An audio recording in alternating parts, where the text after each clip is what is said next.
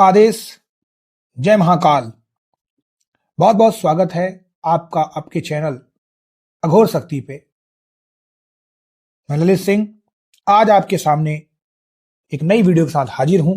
Video का topic है इन 4 शक्तियों की पूजा के बिना कोई भी सिद्धि हासिल नहीं हो सकती है। मेरे दोस्तों, तुम सालों से मंत्र जाप कर रहे हो, तुमने शमशान में रातें गुजारी, तुमने अनुष्ठान किए, दान पुण्य किए, पर फिर भी तुम्हारी साधना फलीभूत नहीं हो रही। तुम्हें ऐसा क्यों लग रहा है कि तुम एक ऐसी दीवार से टकरा रहे हो जिसके पार तुम देख नहीं पा रहे। आज मैं तुम्हें वो कड़वा सच बताऊंगा जो बड़े बड़े सिद्ध गुरु अपने शिष्यों को आखिरी वक्त में बताते हैं। तंत्र मार्ग में एक लॉजिक है, एक नियम है। जैसे किसी बड़े अधिकारी से मिलने के लिए तुम्हें उसके दफ्तर के 4 सुरक्षा घेरों को पार करना पड़ता है, वैसे ही ब्रह्मांड की किसी भी बड़ी सिद्धि तक पहुंचने के लिए तुम्हें 4 आधारभूत शक्तियों की मंजूरी चाहिए होती है। इन 4 शक्तियों का आशीर्वाद अगर तुम्हारे पास नहीं है तो तुम चाहे करोड़ों मंत्र जप लो, तुम्हारी झोली खाली ही रहेगी। आज अघोर शक्ति चैनल के माध्यम से मैं वो पर्दा उठाऊंगा जिसके बिना कोई भी शक्ति हासिल करना नामुमकिन है। मैं सभी लोगों से गुजारिश करूंगा कि वीडियो को अंत तक देखना, क्योंकि आज तुम्हारी साधना की विफलता का कारण तुम्हें मिल जाएगा। मेरे दोस्तों, सबसे पहली और सबसे जरूरी शक्ति है तुम्हारे कुल के देवता या कुलदेवी। साधना के महल की पहली ईंट यही है।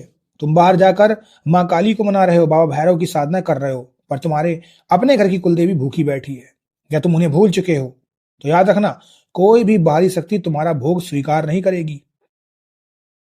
तुम्हारी कुल देवी तुम्हारे वंश की रक्षक है, कवच है, ढाल है। वो तुम्हारे पूर्वजों से चली आ रही ऊर्जा की मालकिन है। जब तुम किसी बड़ी साधना में बैठते हो तो जो नकारात्मक शक्तियां तुम्हें रोकने आती है उनसे लड़ने का काम कुल देवता करते हैं। अगर कुल देवता नाराज हैं तो वो तुम्हें साधना के लिए सुरक्षा घेरा नहीं देंगे।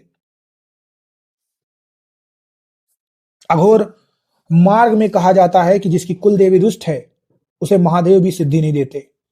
इसलिए किसी भी साधना को शुरू करने से पहले कुल देवता का आवाहन करना अनिवार्य है। वो तुम्हारे आधार हैं, तुम्हारी जड़ है। जड़ सूखी हो तो फल कभी नहीं आएगा। दूसरी शक्ति जिसे आज का आधुनिक साधक अंधविश्वास मानकर छोड़ देता है वो है तुम्हारे पितृ। पितृ वो आत्माएं हैं जिन्होंने तुम्हें यह शरीर दिया है। तुम्हारा यह रक्त, तुम्हारी ये हड्डियां सब उन्हीं की देन है। तंत्र मार्ग में पितरों का स्थान देवताओं से भी पहले आता है। क्यों? क्योंकि पितृ मध्यस्थ का काम करते हैं। जब तुम मंत्र पढ़ते हो तो वो ऊर्जा पितरों के माध्यम से ही देवताओं तक पहुंचती है। अगर पितृ दोष है या पितृ अतृप्त है तो वो तुम्हारी साधना की ऊर्जा को रास्ते में ही रोक देंगे।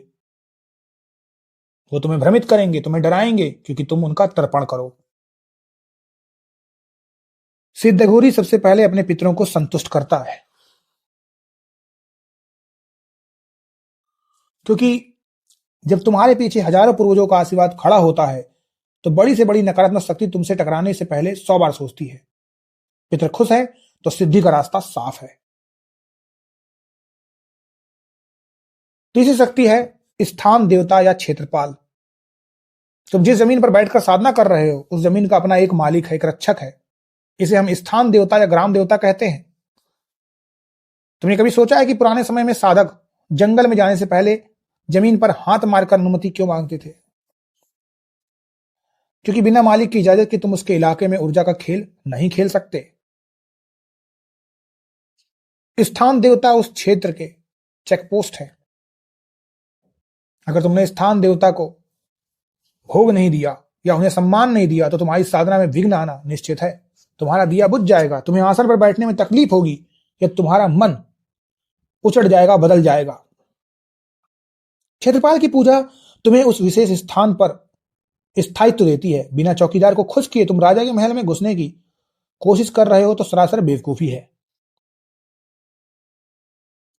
चौथी और सबसे अंतिम शक्ति है जिसके बिना बाकी तीनों शक्तियां भी काम नहीं करेंगी, वो है गुरु की शक्ति। गुरु कोई शरीर नहीं है भाई, गुरु एक तत्व है। तुम चाहे कितने भी ग्रंथ पढ़ लो, कितनी भी विधियां जान लो, पर जब तक गुरु का संकल्प तुम्हारे साथ नहीं जुड़ता, मंत्र सिर्फ शब्द बनकर रह जाते हैं।